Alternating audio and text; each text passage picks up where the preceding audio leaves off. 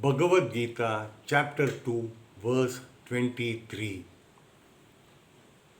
Namaste. The shloka in English. Weapons cannot cut the soul, fire cannot burn it, water cannot wet it, and wind cannot dry it. Unquote. This verse is one of the most poetic and powerful declarations of the immortality of the soul in the Bhagavad Gita.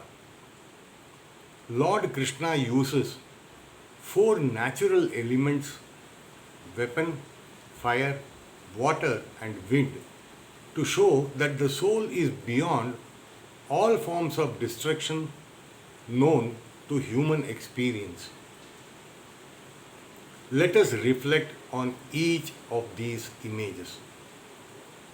First, Krishna says, no weapon can cut the soul.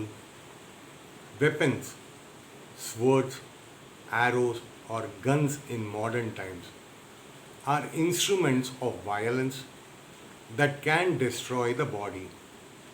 But the soul is not a material entity. It has no form, no boundaries, no shape that can be pierced. It is subtler than the subtlest. Just as space cannot be cut, the soul remains untouched by any weapon. Second, fire cannot burn it. Fire is one of the most powerful forces in nature. It consumes wood, metal, and even entire cities. Yet, the soul, being beyond matter, is untouched by fire. This reminds us of the story of Prahalada, the great devotee of Vishnu. When his father tried to burn him alive in fire, Prahalada emerged unharmed, protected by the divine truth within him. The fire could burn his body but not his spirit.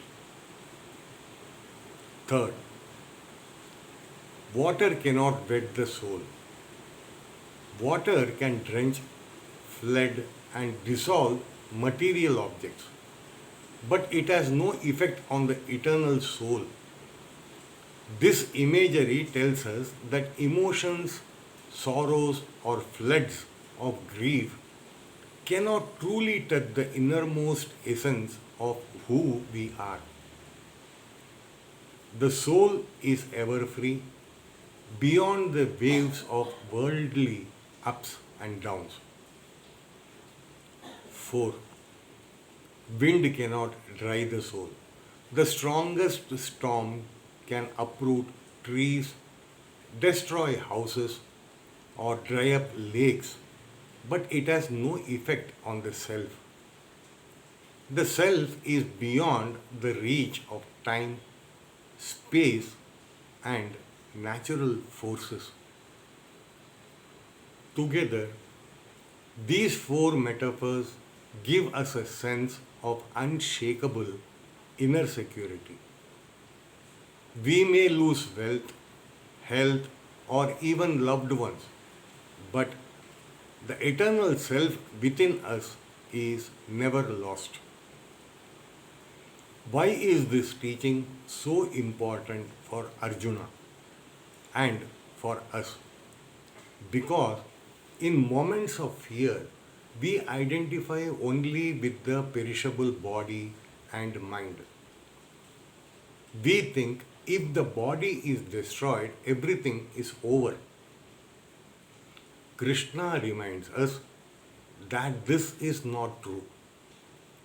The essence of who we are, the soul, cannot be destroyed by any means.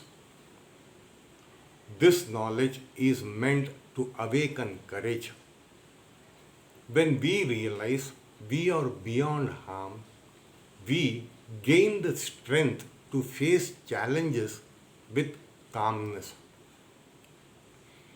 Even death itself loses its sting, For it is only the loss of the body, not the end of the soul. Modern science tells us energy cannot be destroyed, only transformed. Similarly, the Gita tells us the soul is eternal, it cannot be destroyed, only continues its journey through different bodies until liberation.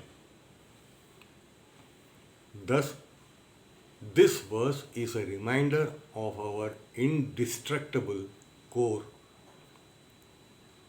Weapons may harm the body, time may age it, and diseases may weaken it, but the soul remains untouched, eternal, and free. Jai Sri Krishna.